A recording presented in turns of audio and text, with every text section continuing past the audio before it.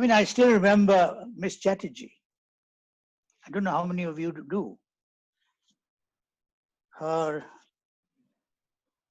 sparkling, tinkling voice at Founders on the tattoo, when she commentated on the tattoo, was just remarkable. And, made gave you goose pimples. So I'd like to pay homage to all of them who are now no longer with us. I will also, of course, want to say so about Mr. B. Singh and Mr. Gore. I will talk about them more later, I hope, but they were the two stalwarts who carried Sanawar on their shoulders. And I think we are all very grateful to them, especially Mr. B. Singh.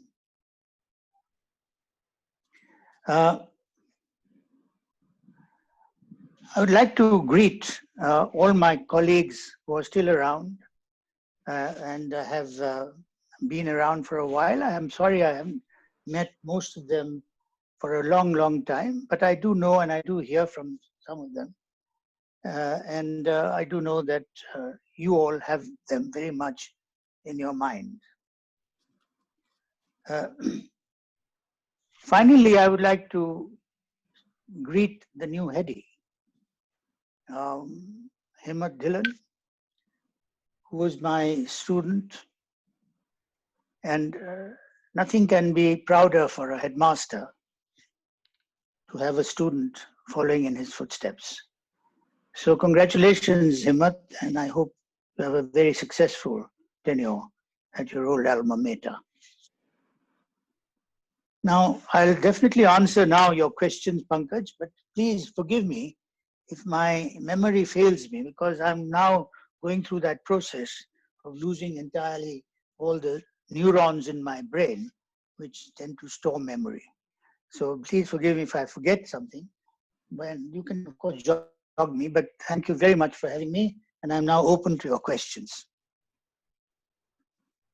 Right, sir. So I'll repeat the first question. Tell us about your childhood and formative years at Doon. Well, my childhood was a very interesting one, because I was taught entirely, I was homeschooled and taught entirely by my mother. And she was a very good teacher, but also a very violent one. And quite often I felt her violence on my bottom from time to time. But she taught extremely well. And so my grounding in academic subjects was absolutely top class: arithmetic and English and Bengali. She taught these three things to me. And then I went to the Doon School, and it was there that I started wondering about teaching as a career.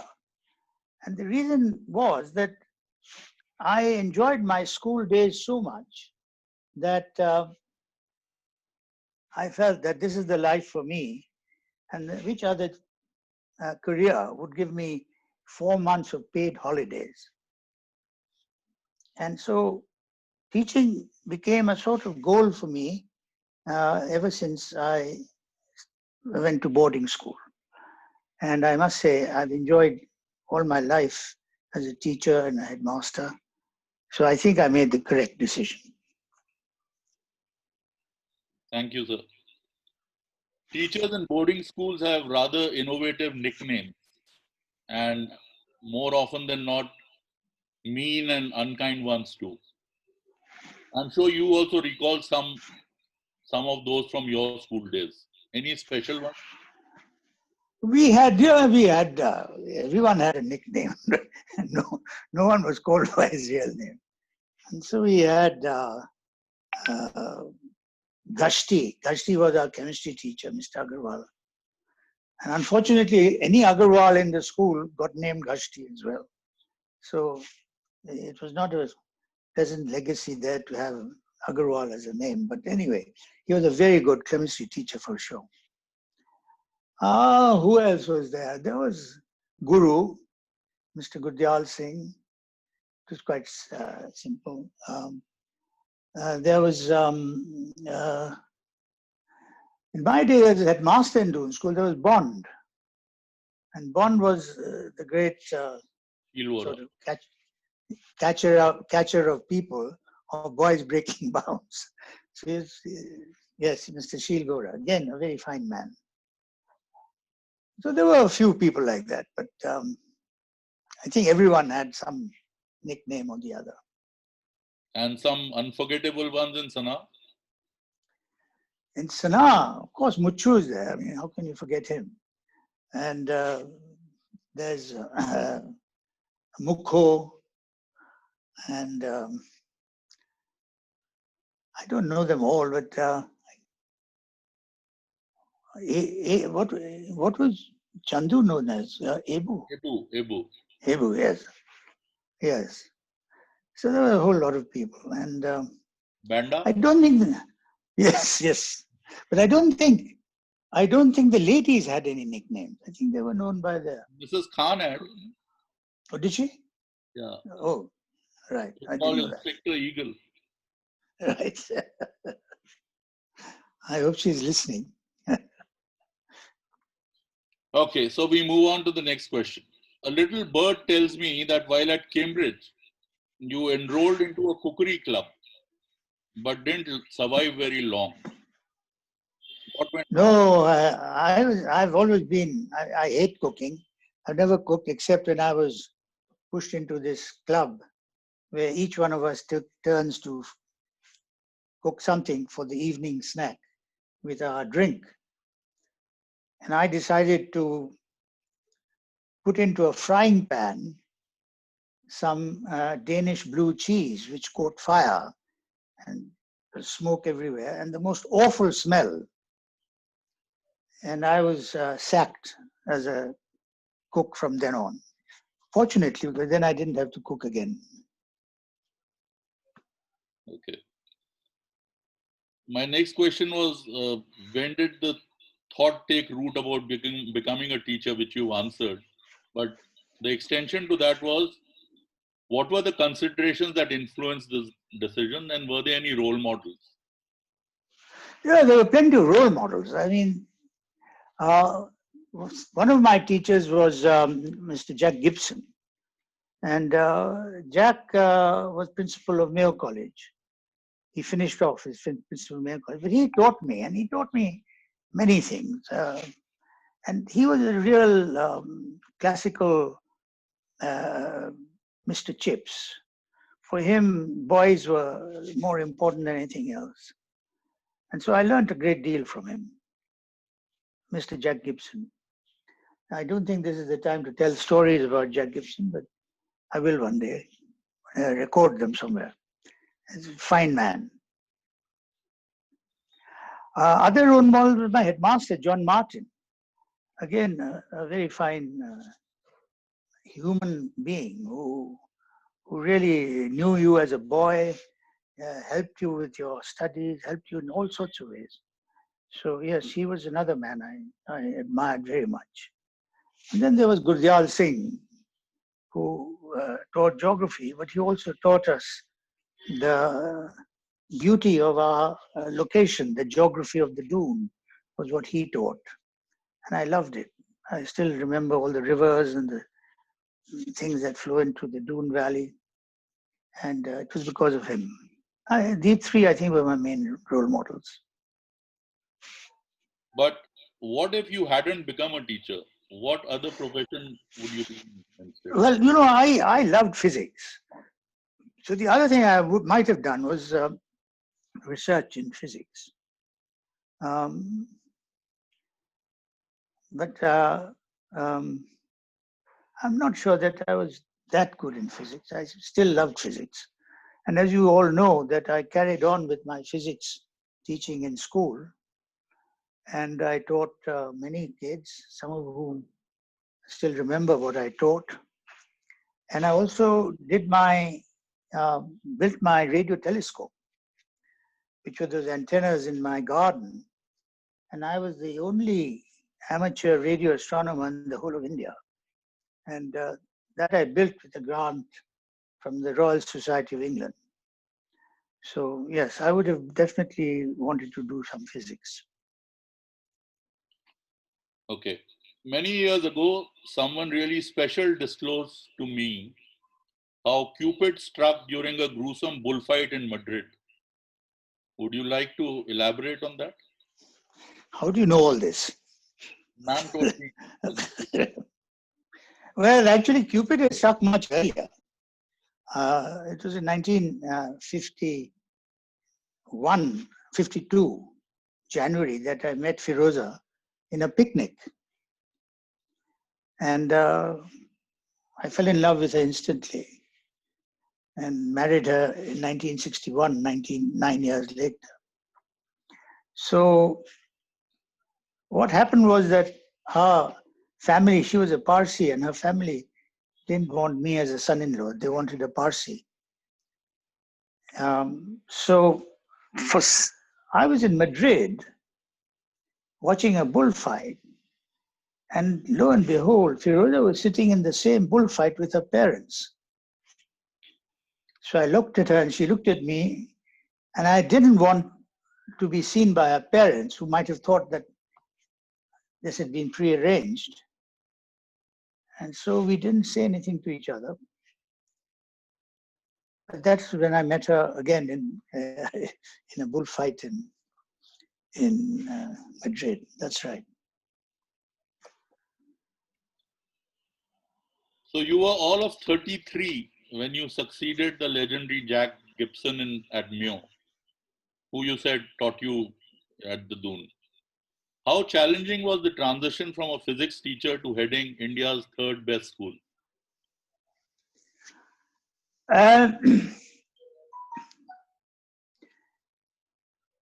Jack stayed on in the school, and I was bubbling with ideas at that time. I'd just come back from Gordonston. There were all sorts of new things happening at the school level, and I was bubbling with ideas. So I was very excited. And I had Jack to hold my hand, so to say.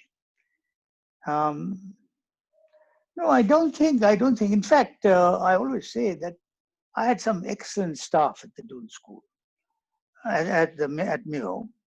And it was they who took to my ideas very quickly.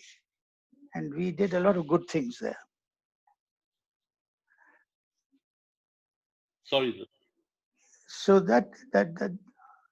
yes, I did manage to sort of start putting my ideas into practice at Mayo.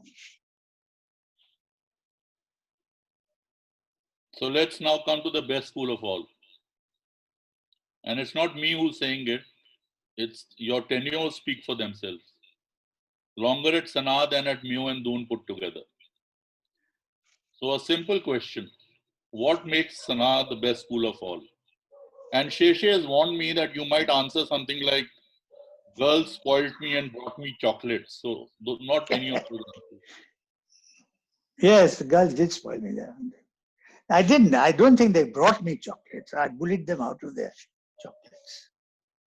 Yeah, I used to wait at the tuck shop when the girls were there, and then they'd come out with a bar of Cadbury's or something, and I would not confiscate, but I would bully them into giving me a little square of the chocolate. So one day, the girls played a trick on me. They said, sir, chocolate. And there was a Cadbury's bar. Yeah. I took it, grabbed it, and took it. And as I did that, and I bit into it, it turned out that it was, I bit into it, the chocolate, and it was made of mud. They'd made a Cadbury's bar, exactly like a Cadbury's chocolate, with mud, and it looked like chocolate. And I bit it. It was the 1st of April, so they had it on me that day. Yes. So as Sheshe said, you skipped the question. Why is Sanawar the best school? Well, Sanawar was a different kind of school, which I enjoyed very much. I mean, all the 3 schools I ran, in fact, all the 4 schools, I enjoyed Sanawar the most for the reason that first, I think there were boys and girls there. It was the only co-ed school I had the pleasure of running. Secondly, I think was the location. The location, not only the beauty of the location at a height of nearly 6,000 feet, but because it was located in that way, I was fairly secluded from, so were the boys and girls, from the influences of the city. And also, I had very little contact with my board of governors, so I could go get on and do things which I think other boards may not have liked. So that's one of the reasons why I enjoyed Sanawar so much. Okay. Conflict resolution is an important part of a school's leadership. And with 40 plus staff members, there were bound to be differences in opinion. As a case in point, we students perceived at least, this somewhat yin-yang relationship between you and Mr. B. Singh. The question is how much of that is true, and how did you successfully synergize such conflicting ideologies? Well, it's interesting. The moment I came into Sanawar, into the campus, within an hour I had met Mr. B. Singh. And we had a chat, and then we went to see the camps at Gora and Sadhupur. And during those few hours that we spent, I started assessing him. And I realized that, first of all, this school Sanawar was in his blood. There was nothing else he thought of. And secondly, I realized that he would want to help me. He didn't look at me as some sort of usurper or anything. He genuinely said, look, we must get the school going. And so I realized what his strengths were very quickly, and what my strengths were, I knew. So I dovetailed the two as much as I could, and quite often let him do the dirty work of discipline and all that while I sat back. But the thing was that he was entirely reliable. He stuck to his guns. If you said, look, why are you bothering with haircuts? You couldn't change him. He would still have his haircuts. He would still make sure everyone had haircuts. Things like that. I'd come from England where things were much more relaxed. Not relaxed, but much more liberal. But he wouldn't change his mind because I said I don't want to. So I like that. I like he had these principles.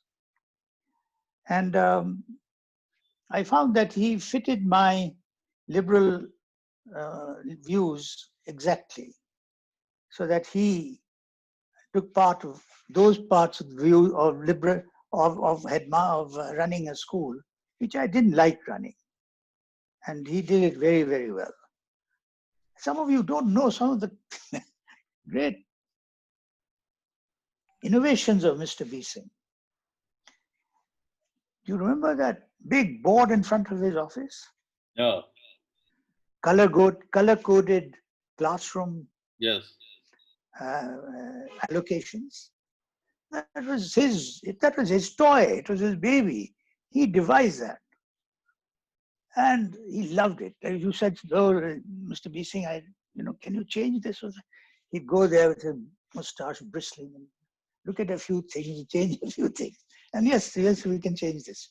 So it was just little thing like that impressed me enormously about him, and of course, his famed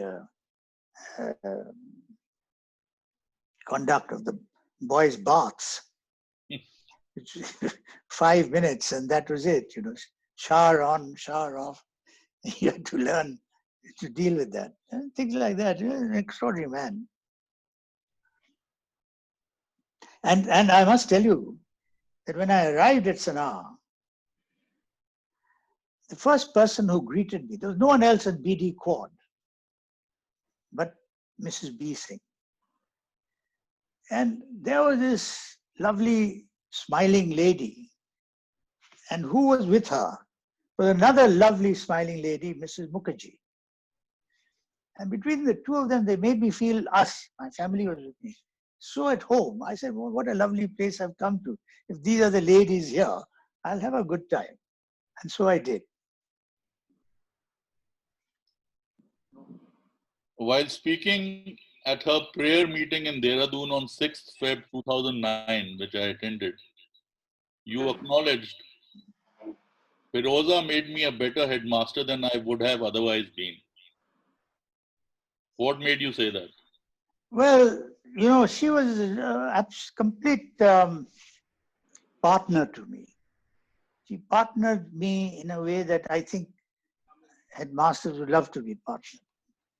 She kept a close eye on what I was doing and so on. But apart from that, she partook of the school activities in a way that I really enjoyed. She acted, she made the cakes for the fete, did batik, and she was totally involved. And through her, I often got the feeling in the campus, and she would whisper something, don't do this, this is not right, or something. And I would learn from that. So she was she complimented everything I did. And if I was harsh on a child, she would go to that child and sort of help her or him get over it. She was very good. Excellent. And then her dramatics and her acting, and she was first class. Yeah, she had pet names for everybody. Yes, everybody. Yes. What did she call you? She called me Pokey for poker face. Okay. So most CEOs, headmasters are great at developing followers, but few at nurturing a leader. While having obedient yes men makes life easier, mentoring tomorrow's leaders warrants conviction, integrity, and a single-minded focus on the future. As a trailblazing headmaster, take us through your own learning curve on this vital aspect of leadership. Well, leadership you start learning when you're in boarding school, right from day one. And Doon School gave me enormous opportunities. One of the things that Doon does well is that it gives responsibilities to kids from very early on, from almost the day they join. And so one learns to take responsibility, and the quality of a good leader is that they can take responsibility. That's the first quality. The second quality is, of course, they must set an example. So, that's why I used to teach in class so that other teachers saw that I was not a faltu fellow. I also taught. I used to take part in school exhibitions and go climbing and trekking and all that as other teachers. So you had to set an example. And lastly, I think the thing that I enjoyed the most was to allow people to grow. Not to hamper people, but to allow whoever they were, whether I liked them or not, I allowed them to make their mistakes, to grow, to find their feet, to find that they are achieving something. And I would pat them on the back if they did something good, or I would say, look, this was not right. But all the time, I allowed them to do their own things rather than dictate to them. If you dictate in a school, then you will have yes men. But if you don't dictate, you will get innovations. And many of the innovations in Sanawar were by teachers, in their plays, in their tattoos, and so on. They were entirely due to the fact that they could do things without without thinking that someone's looking over their shoulder. We're getting lots of questions on the chat. So I'll just ask one last question from my side. While lesser mortals would content with heading 3 top legacy boarding schools and understandably hang up their spurs, you simply took a fresh guard 26 years ago and till today continue to hit the ball out of the park. Now, if you'd had the skills and the experience of a global education advisor back then, how would you have mentored Shomie Das in 1974? And what would he have done differently? And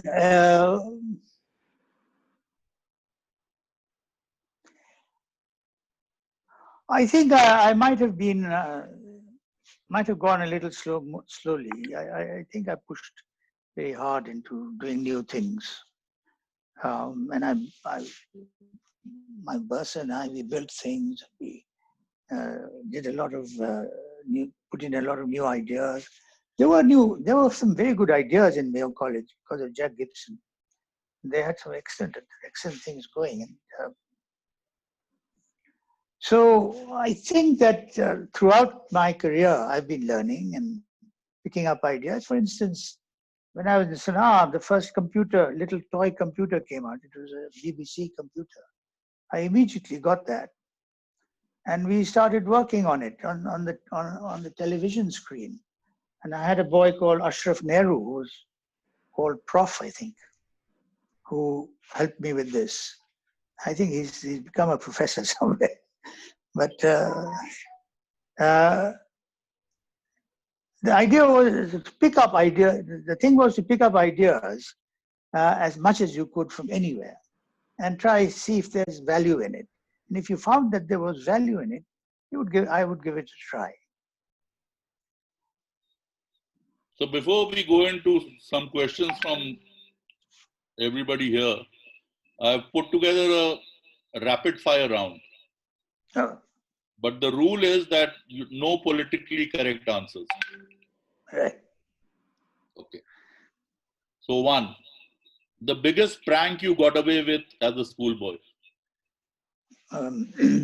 Stealing lychees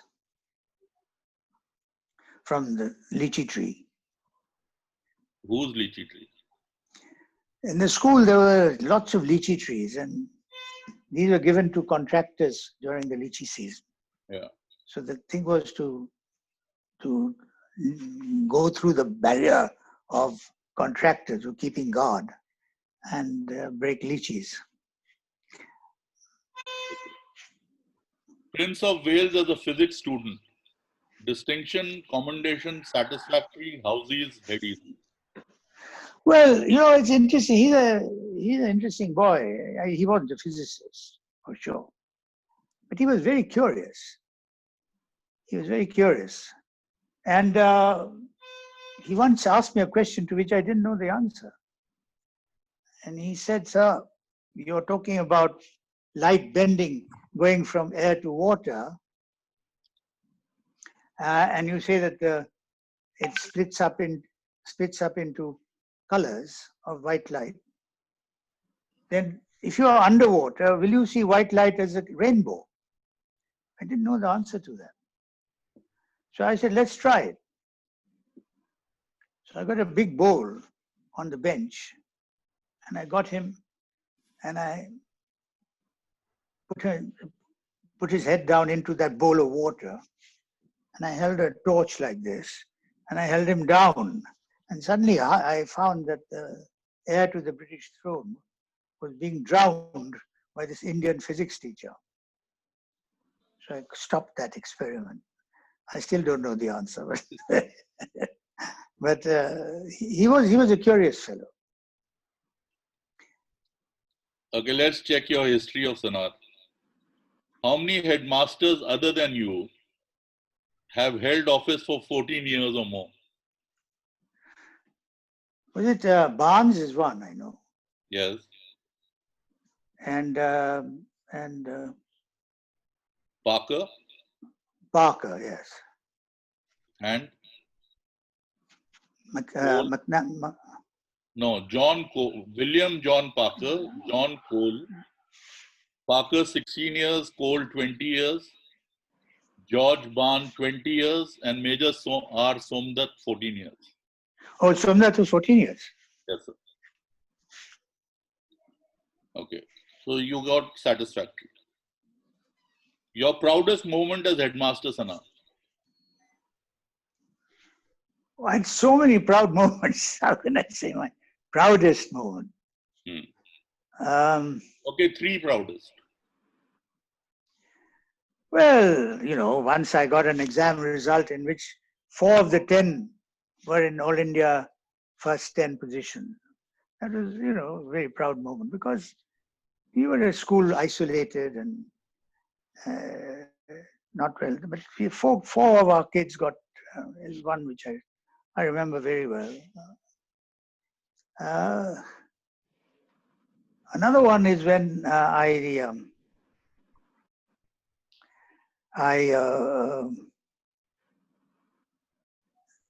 was it I was going to say?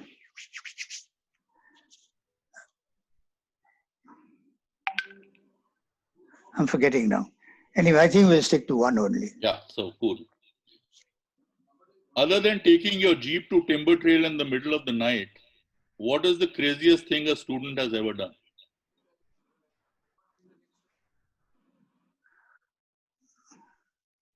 Well, I think that must have been the craziest. What about the boy who ran away twice? And then, I mean, having run, sorry? One, Sharda ran away and took the bus up to Cass.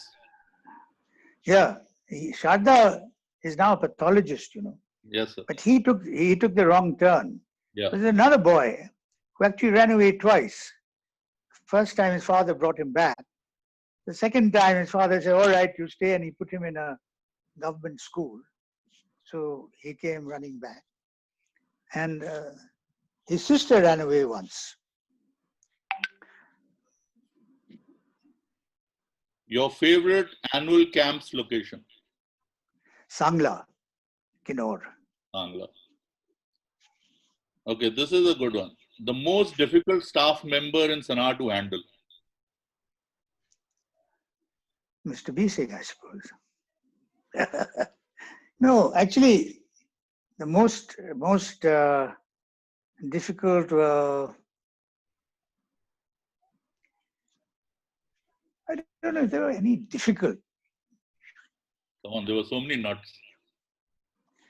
Yeah, but they all did their work. They all did what you asked them to do. Some were more inspiring than others, but I had a very good team, I thought, in Sanawar. Okay. Your biggest failure or regret, one that you wish you could undo? In Sanawar? Yeah.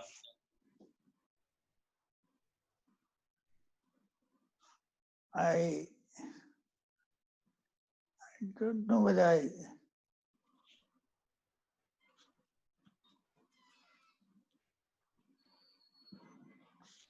What did I really fail in? I don't know.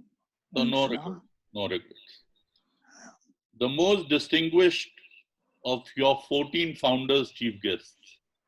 Oh, by far, Sam Manekshaw.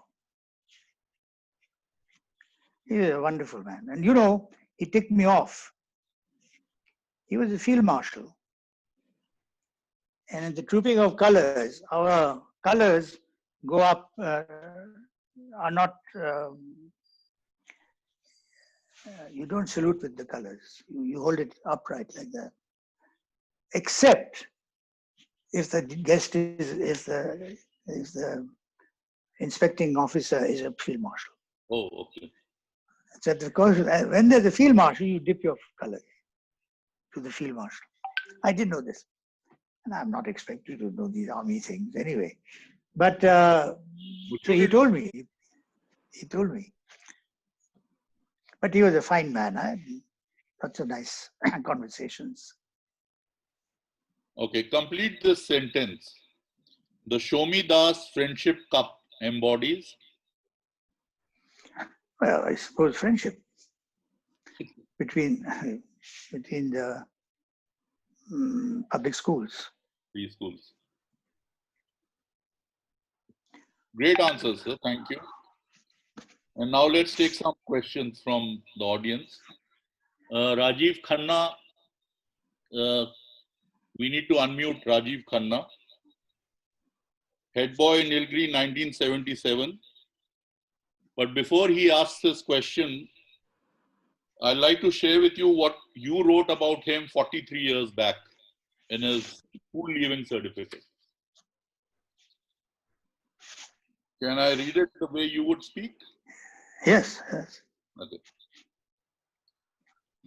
The most reliable head boy, he was instrumental in changing the atmosphere in the school from one of fear of seniors to one where they had to earn their respect.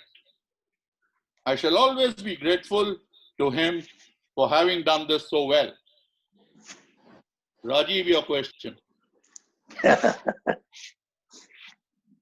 Thank you, Pankaj. Very good evening, Mr. Das. Hi, Rajiv. Hi, Rajiv. How good.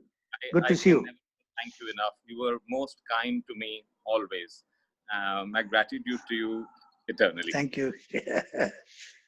Thank you. Yeah, but I remember, what I do remember very well is when you beat those ITBP guys in triple jump. You were I think you were in lower 5 or upper 5. And there were these big hulking guys from ITBP, and you just sailed over the pit and beat them. And I remember that with great pride. Thank you so much. I was overly blessed, and I had well-wishers like you and so many in Sana. I can't thank anybody, enough ever. Most humbled. Thank you so much. Yeah. Thank you. And it's such a pleasure to be able to speak with you after so many years, Mr. Das. Yes. My question to you, all right, and that is that I don't think I know of any other academician who has ever had the kind of widespread experience and the sphere of influence that you have. Is there anything in hindsight that you would do or advise future academicians and students to do differently? Well, for me, I'm keen that headmasters have scholarship in them, have leadership in them, have a vision, and are prepared to innovate. I think it's very important for headmasters to innovate in their schools. I must say I have about 3 or 4 headmasters now in top schools who are my colleagues. They've all done very well. So I think some of my teachings have have been transferred to them. But today it's not easy to find headmasters because the all-round kind of interest that you must have in headmasters is lacking. And I think the nature of the job has changed in that they've become more administrators than teachers. So they tend to concentrate on administration and therefore lose contact with the very people with whom they should be having contact, that is the students. It was my endeavor to try and know as many students as possible and keep contact with them. Very true. Right. Thank you so much, sir. Thank you, Pankaj. I think you need. There are many people who want to ask questions, so let me put myself aside. Thank you so much. Thanks, Rajiv. Can we unmute Gyani AJ Singh, Nilgiri 1977 and Headmaster Pine Grove currently? AJ? So, good evening. Hey, AJ, how are you? Absolutely fine, sir. And Rajiv has already put it very nicely across. But let me say, in the educational world, at least in India, you are a Bhisham Pitama. And you are an icon, sir, for where all headmasters, including myself and all others, look up to you. I would like to ask you three questions. One, personal about yourself. Two, about your leadership. And three, about today. So the first question goes is, what's the secret of your healthy and long life? People are saying you're looking 65. These are the comments going on Facebook and on WhatsApp right now. There's people are saying he's looking 65. So this guy, Well, I wish I looked older because I'm really now pretty fragile. I don't have the same strength left in my body. Having had two major operations with cancer, it's knocked me out a bit. But this lockdown has helped me to recover a little bit of that. So I think leading a fairly regulated life, having only one glass of whiskey in the evening, um, two if Mr. B. Singh was there, but otherwise one glass of whiskey. I think had. so we are very, when I have met you personally often now, and I really am enamored with your handling of your advanced stage. That's fantastic. You're doing very well, sir, and we are proud of it. Thank So you. Thank you. now, as headmaster, you've headed the 3 top schools of the country, and what trait of yours would you attribute to being so successful as a headmaster? You're one of the most successful. If I look at all headmasters in the country, you'll land up in the first top 3. Thank you so much. I think that the first thing with me is that I'm interested in students. I want to know what they're doing, how they're doing. So I tend to mingle with them. I tend to go into their life and see what's up with them, how they're doing, what they feel. So the word is child-centered, I suppose. I think that's one quality that I have. Secondly, it's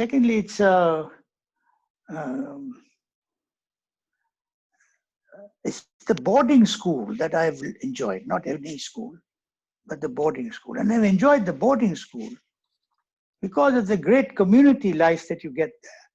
And there, providing leadership to the community was a sense of great fulfillment.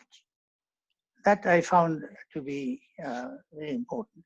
And in a community, you have to solve problems, personal problems, problems of groups of people, and so on. And so you're constantly involved in all kinds of issues. And it's a great sense of satisfaction when you actually are able to solve those problems. So I enjoyed that very much. And lastly, of course, the idea of children learning to learn. Children can be taught anything whenever you want, but if they learn to learn, they become lifelong learners. So I always had this thing that you put things in front of kids, let them make mistakes, and so on, and then they learn. And when they learn to learn, it helps them throughout their life. Like you have. I mean, AJ, I'm saying this to your face, but I couldn't have produced a school like you have. I don't know how you've done it, but congratulations. So grateful. You sir. and Samiksha. That's exactly what you were saying. There's got to be somebody on your side to really make you do anything well. So the last question I got for you, sir, is now with this new scenario, and what would you advise for boarding schools during this pandemic and the future of this? What are we looking at? Well, to me, I think there's going to be sea change in the learning paradigm. I think we have to start thinking of teaching not for the sake of learning a subject, but for the sake of teaching a skill. It has to be much more skill-oriented than it has been so far. Because at the end of the day, what we need from our school products is what they can contribute in a particular job. And we are not producing people who can do that. So I think there's a great need now to start looking through our online systems and everything, how to teach skills, that the kid is interested in. If not any skill, but I should be able to, I'm interested in learning physics. So I should be able to go to you and say, look, this is what I'm being taught, but I want to learn a little more on this. Can you teach me? And you should be able to say, I will. Now, children must learn to find out what their interests are. And so up to the 8th class, I believe you should throw at them all the wide variety of activities that they can have. And then after that, you start focusing on what skills they should learn, rather than what knowledge they have. Knowledge I can get anytime, anywhere through things. So I do believe that skills teaching is now a very important issue, which is going to come up. And online learning helps that a great deal. Thank you so much, sir. Okay, next we have. Always good to hear you. Right, thank you. Thanks, AJ. Next we have, I'm guessing, another favorite head boy of yours, Ashish Bhatia, Himalaya 1980. Hey, Ashish, how are you? Can you unmute Ashish, please? Yeah. Yeah, I think it's working now. Good evening, sir. Hey, Ashish, how are you? Very good, Good sir. to see you. Lovely to see you. Lovely to hear you, sir. And Yes. you spoke of Sangla, and all this while I've been thinking of the camp of 1979 when our batch had the privilege of going with you to Sangla. That was a wonderful camp, and I Yes. also remember, sir, the socially useful, productive work we started. It was around that time, and we went to Shakti Ghat, and so we built a road, going up to, Yes, which did not have a road going up to the that's school. right. And Yes. I have some very lovely memories, of that year, and Yes. times that we had. Did you come on the floods with me? I took a group. So that on was, flood batch, relief. that was 1979 batch. We went for the floods with you, sir. Oh, you did. Okay. I went with you. All right. Yeah. Okay. Yeah. So, sir, my Right. question to you, sir, is that you've taught Prince Charles at Gordonston. You're the only man who's been the headmaster of Myo, Sana, and Doon. Sir, I'm sure your memoirs will make very, very interesting reading to a whole lot of people. Has it crossed your mind to sort of, put pen to paper? And, in today's times, you don't even have to put pen to paper. You could just, dictate it on a tape recorder or whatever it is, and somebody could pen it for you. I think it's Well, something to consider, yes, sir. you're right. I'm doing something like that. But basically, I'm not someone who wants to be remembered. I'm writing some things. I don't know who will publish it, but yes, I am doing a little bit like that. Okay, And great. let me tell you that it's entirely luck that I've headed 3 schools, and it's not my great personality or anything. It's just luck that it happened all at those times. And I must say, I'm thankful to whoever it is for providing me these opportunities. Thank you, sir. Okay, next we have Anjali Khosla, Nilgiri 1985. With a question. Tapo. Yeah, because Anjali Khosla, nobody knows who's she. Unmute Sapru, unmute yourself. ये कौन है? मेरे को तो पता नहीं चल रहा. Anjali Khosla.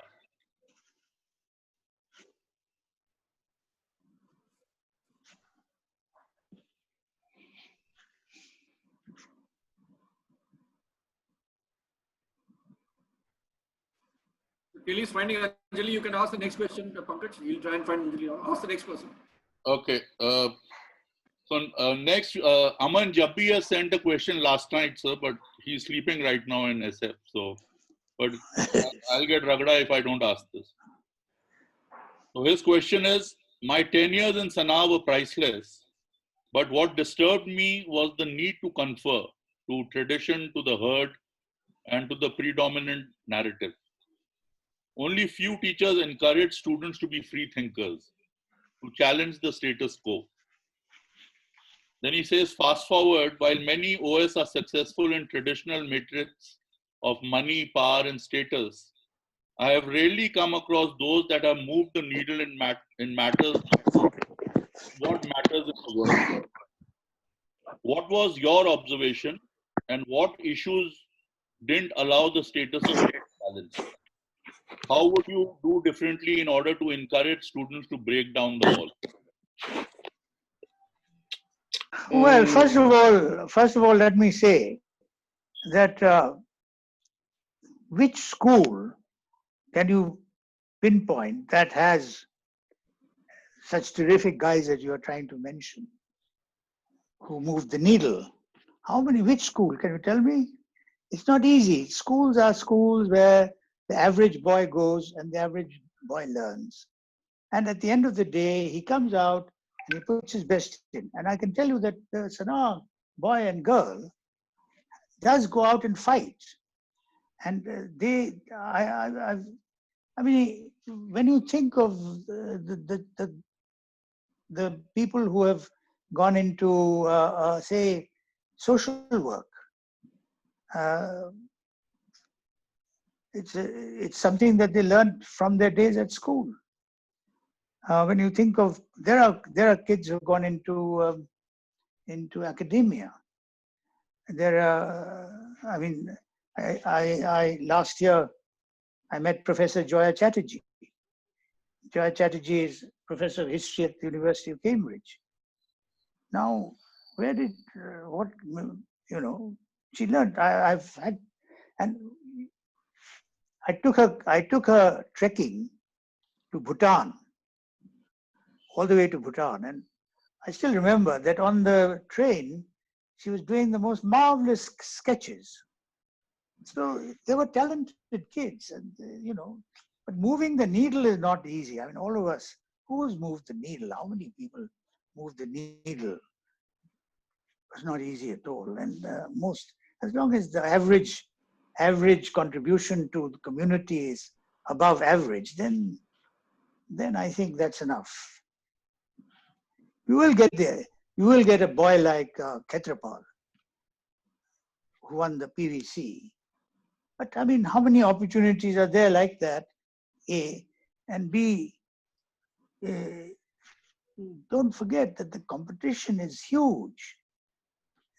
And there are very few people like Bill Gates or Mark Zuckerberg and so on.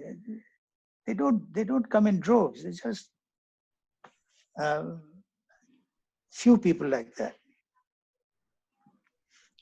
So I don't expect people, every kid that comes to school, to move the needle. Right. Suppose still muted. But Jabbi's brother. He's here, sir. Where is he? Ranju's here. Oh.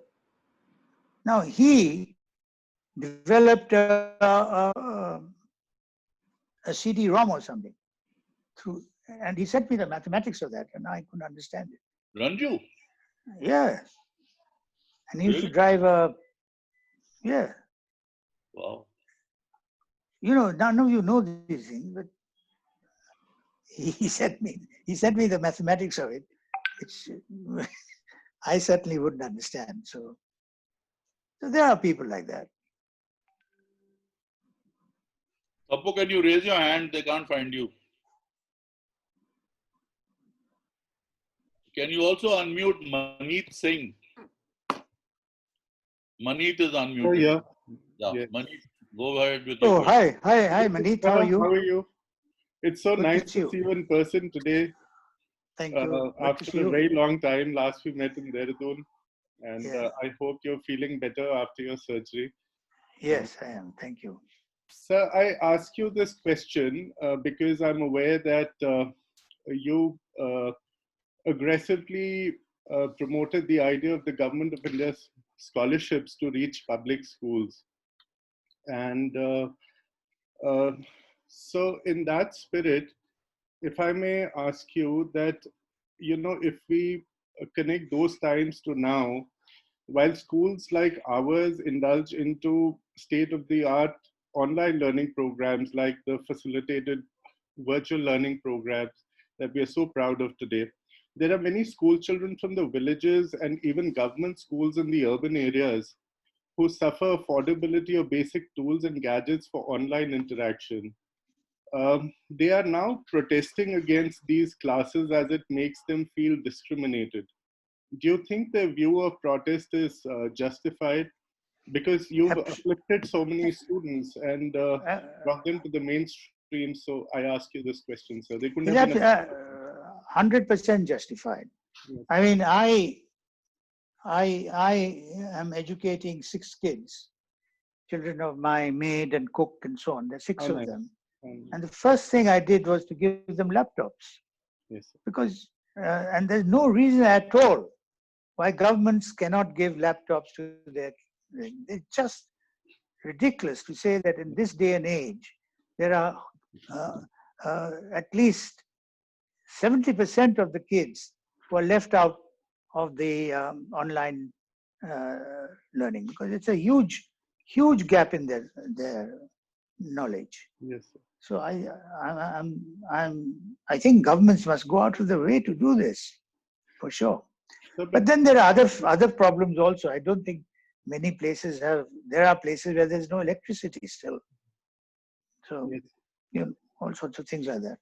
But for the moment, if you were to advise these children, just as a matter of relief, so that the sting of the pain of this discrimination goes away from their heads, so what would you advise them? Because I see so many of them around at times, they speak to me, so at times I'm tongue-tied. So I thought I would ask you. Well, I mean, what can they do? There is no substitute at all. I mean, they just have to. One of the things some research has been done is that you don't have to have a machine, a computer with every child. You can have 4 children on one computer. Okay. There's Professor Sugata Mitra in Newcastle University has done this research. And he says it's in fact better to do it that way because the 4 help each other when they get stuck. Yes. So instead of giving one to every kid, you can have every 4 kids, 4th kid getting one and then sharing with 3 others. Right, sir. But there's no substitute. You have to give them. Yes. Thank you so much, sir. Before they unmute you, mute you again. If someone really doesn't like So me, why are they muting me? You think I'll speak too much or something? Yeah. Hello, Uncle Shomie. Good evening. Good evening. Where have you been? Here. We've been looking for you. Uncle Shomie, you're really frowning. You're really frowning at me at the thought of having to answer my question. My question is not on such a serious level. Yes. Tell me. So my question is, who was more difficult to handle, the teachers or the students? Name one teacher, one student, the most difficult. Okay, 2 teachers, 2 students. Now he's asked you about the teachers, so that's a bit problematic. No, I won't name teachers because I think that would, and students. Okay. Taking names, I think, is not fair. But not a good thing. Okay. But problematic teachers, I've had some problems, yes. But, we counseling and sometimes they need help also. So you have to go out of your way to try and help, even if they are negative. And that's one of the things you have to do. And it's the same with boys and girls, especially girls, Tapu. I was going to say especially boys. So the one other following question was, because we had Sheshe in our batch, were you stricter with us than you were with other batches of girls? Yeah, I think so. Yeah, I think so, yeah. Hi, very mean. Oh But- no, all those years of but- trauma. But you didn't seem to suffer. No, not at all. We have Divakar Singh, Nilgiri 75 with this question. Divakar. Good evening, sir. Hey, Divakar, how are you? Very well, sir. How have you been? It's such a great pleasure to see you today. Lovely to see you, yes. And I long have time. wonderful memories of all those Sunday afternoons that I spent at your home in Sanawar, ostensibly learning how to make transistors, but more to eat Mrs. Das's cakes and cookies. And those are memories that I will never, never forget. The question that I have for you, sir, is that you had the opportunity to teach both in the UK as well as in India. Do you think that the Indian public schools are now up to standards? And I'm not talking about academics, I'm talking about education. Do you think that Indian public schools are of standards that global public schools are, or do we still have some time to go? You know, the trouble with Indian public schools is that they are still, Sanaa is quite regimented, but a lot of public schools are regimented in a way that they don't allow the student to flower like a British public school would. The relationship between teacher and student in a British school is different to the ones that exist here. Here it's a much more formal relationship. And I feel that it tends to constrain a boy. So I think we have some way to go yet. Thank you very much, sir, and wish you all the best. Thank you, Divakar. Very good to see you. Yes, I remember Good to see those afternoons in my house. you, sir. Absolutely. Okay. Sambo Abhijit, Right. Vindhya 90. Good evening, sir. Hi. It's so nice. Who's that? Sir? Abhijit Datta, sir. Oh, hi, Abhijit. So nice. Hi, Abhijit. Yeah. Just to follow on to Divakar Singh's question, I think, there is, and also what you mentioned vis-a-vis what Maneet Singh said, in terms of resources, etc. And I'm so glad to see faces I haven't seen in 30 years. Naeem Khan is, has got his mouth covered. I'm so glad to see him after 30 years. So I just wanted to ask you, without using the cliches of the way the world is today, you might disagree that over the last 20, 25 years, the way in which the middle classes around the world have almost moved away from what we think are the normal courses of life that we were accustomed to when we grew up. So for example, breaking the bounds to steal lychees, taking an ordinary train somewhere, taking an ordinary local bus somewhere, living in an ordinary house without an air condition and things like that. I think, and we have had some exposure to, for example, private university education. And we see that providing facilities to children may be well and good, but unless the students are willing to learn and put in the time to learn, you cannot. Is there a question, Sambo? There will be a question, of course. I've already put it in. They will, they are not learning. So my question to you is, what is your opinion of the way in which what I think is that we are moving away from what used to be things that we were comfortable with, and the situation now where we, nothing but the best will do, or nothing but a digital connection will enable us to teach, etc. What is your opinion? Sorry to have. Well, first of all, I think that young people today are hugely aspirational. The kind of aspirations they have, they're really trying to reach for the sky. The kids in our days were probably a little more humble, I think, I don't know. But kids today are very aspirational. But at the same time, kids they do far more than I ever did. They're into all sorts of things. And I'm often amazed at the ability they have to work hard and to and to set goals for themselves.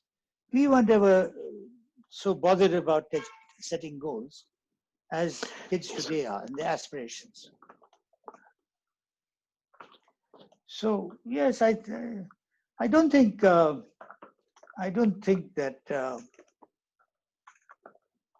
kids don't take trains, and most of them ride scooters and so on. But that's the sign of the times. No, I'm very impressed with the kid of today. I find that they are much more aspirational and goal oriented than we ever were. At least I was in my days. Thank you very much, sir. Thanks. Okay. Ranjit Rawley, Good to see you, Vijay. India 1983, Nagar. Good evening, Uncle Shomie. Always a pleasure to see you. Sanawar focuses on kind of the all-rounder, the complete person. And a lot of schools now focus on academics. And obviously there's a trade-off. You can only do so much carpentry or painting or this, that, and the other, which takes away from obvious time from academics, all the sports, everything else we did. What would your view be on going forward? How would you see what Sanawar needs to produce versus what, say, St. Columbus or one of these other schools in Delhi where, academics is, 6-7 hours a day after school? What do you feel the balance should be, and how do you feel, where do you think Sanawar should fit in this 21st century? Ranjit, first of all, the academics that are being pursued in India in schools is utterly useless. I mean, what is the point of doing calculus, trigonometry, some highfalutin physics, nuclear physics? What is the purpose of it? Where does it take you? Are you going to be a physicist? No. Are you going to be a mathematician? No. You are going to be someone who wants to do, the civil services exam. None of these things actually give you any great knowledge other than what you have crammed into your head. Now, it is important to teach children the following. It is important to teach children how to be curious. We don't do that. We dumb them down. It's important for children to learn to be creative. We don't help them. We don't encourage them. It's important for kids to be critical thinkers. That's completely out of the question. You have to answer as per the book. We don't teach children to communicate. We don't teach children to make choices. These are all the things that you should be teaching through your learning systems. We don't do that. So what we do is we produce a whole lot of people who can remember things, but out of context, without any basis for remembering. So I'm very disappointed. I'm very skeptical about how we are learning in this country. There's a handful of people who come out of the system and do well, but the vast majority just gets out into the open and need another 2-3 years to become learners when they get out in the wide world. But nothing of that sort is done in our schools. So Ranjit, I think I'm glad that you didn't become an academician. There was no danger of that, Mr. Das. I have some of my report cards here. There was never a danger of that. Thank you, sir. I used to big arguments with your mother. Your mother used to think that you were the best kid in the whole world. And I used to argue with her and tell her that she didn't know you. But anyway, tell me. Hello. Bikramjit. Is it me, Vishwajit? Yeah. Yes. Vishwajit, I can see you. Yeah, I just, I wanted to say that one, I was very lucky to be a part of your radio astronomy group. And I was part of the small team that we helped you build the first the telescope, the radio astronomy telescope. And I think coming to your house, looking at the telescope, I think I saw the first time I saw the rings of Saturn and looked at Mars closely was that big telescope that you had at your house. Yes. I think this discussions that we had at your house has completely changed my entire trajectory with regards to technology and philosophy and so on. And if I may share that, you taught us physics and we were terribly scared of you because your style of lecture was very interactive. So everybody was a sitting duck. You could call on anybody to answer a question or think through an issue. And I think that ignited the kind of issue in terms of learning that you've just described. But they don't make headmasters like you anymore. So what can be done to inculcate that process of cultivating the curiosity and the vision in students, which, as we well know, in the Indian system is lacking? So what can the teachers and the leaders, the teaching leaders, the headmasters of schools, do they need to go to a different school to learn that set of skills that they can impart to students? Actually, they would learn very easily if you threw away all the books. If you threw the books away, a teacher would have to find ways of teaching in a way that the child learned.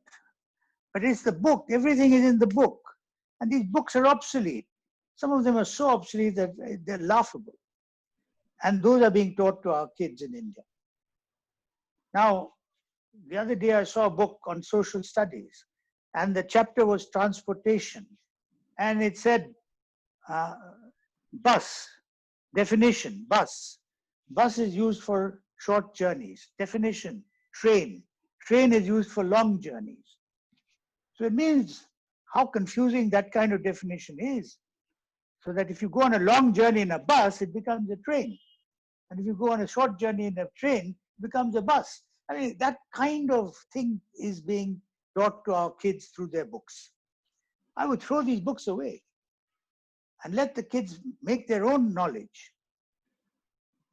And it can be done. I mean, we do this in our schools. The International Baccalaureate actually helps children learn by this discovery method. What is it called?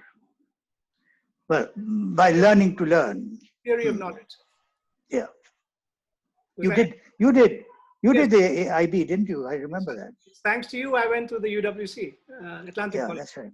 That's right. But my So question is, sir, that is there something that can be done to impart the learning process which you cultivated in scenarios and other schools?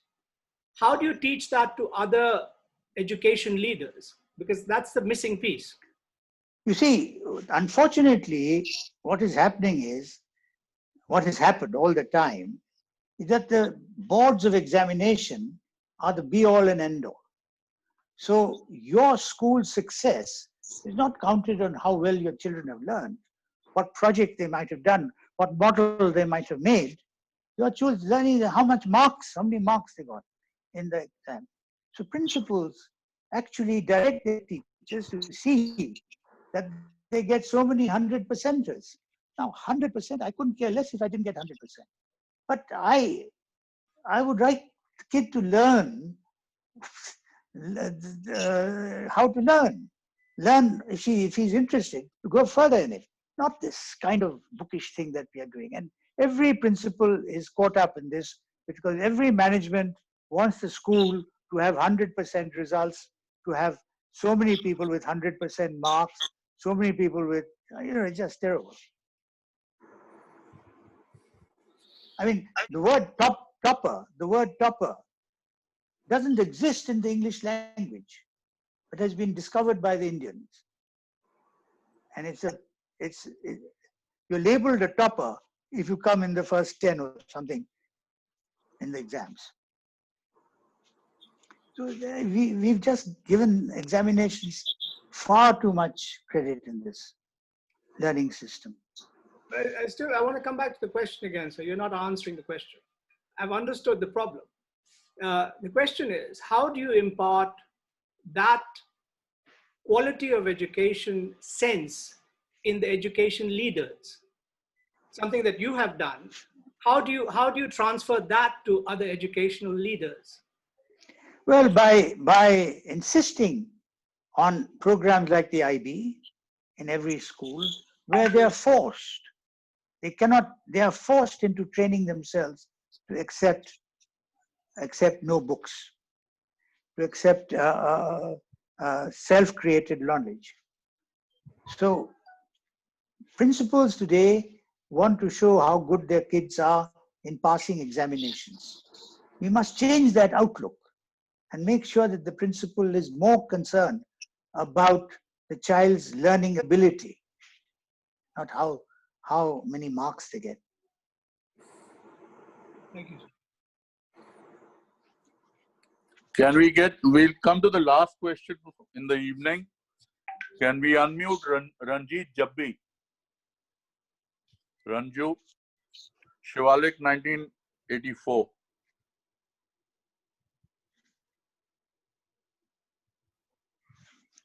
So Ranjit. So Ranjit. What name? Jabbi. Okay. Thank you, sir.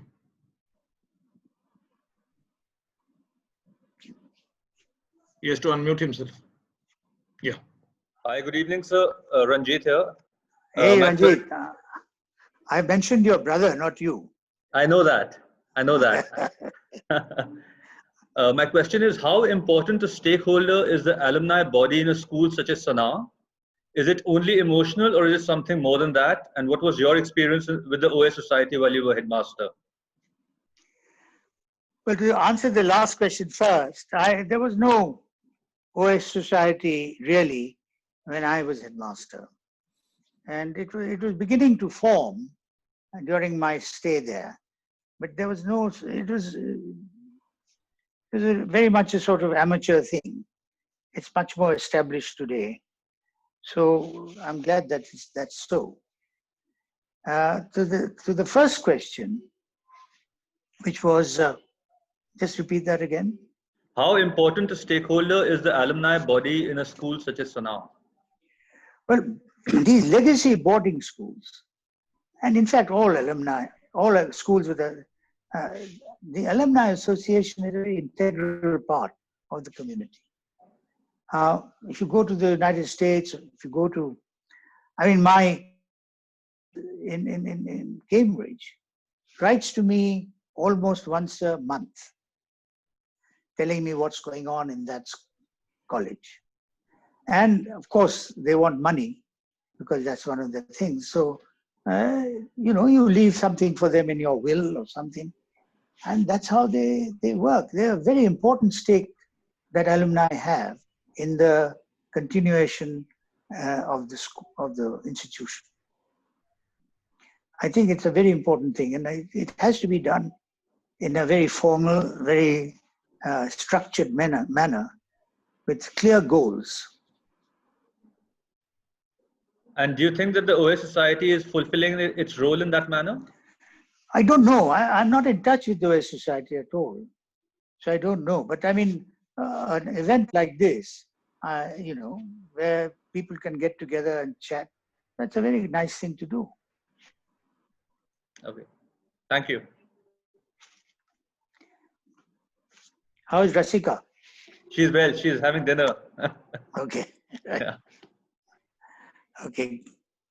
She remembers you fondly. And our lunch in your home in Dehradun. Yeah. How's the knee you holding came up? here. Yeah, I came to your house in Hyderabad as well. How's the knee holding up? It's all right. It's all right. Okay.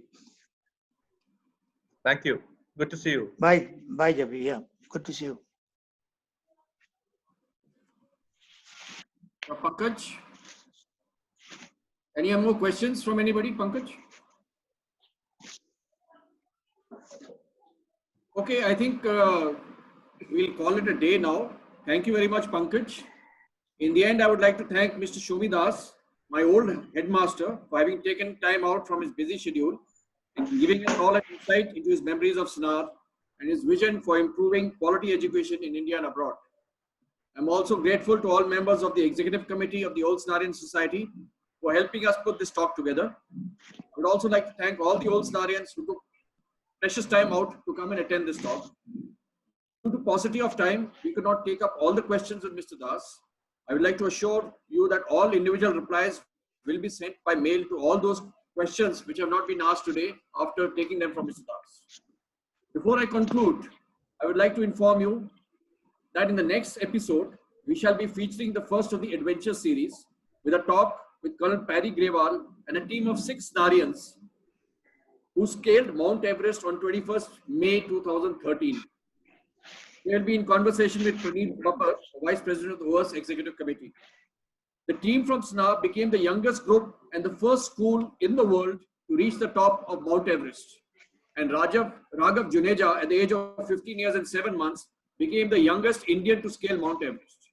We will be bringing you the faces behind the climb, a story of sweat and tears of acceleration and disappointment from the men who planned, witnessed, and executed it all.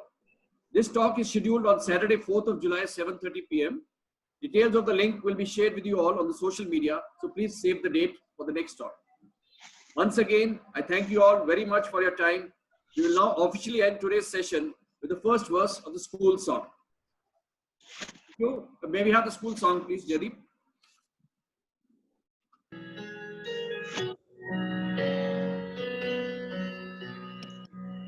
Never give in, Sanawar. Strive till the set of sun. Only those days of youth on the long Hudson run. Never give in.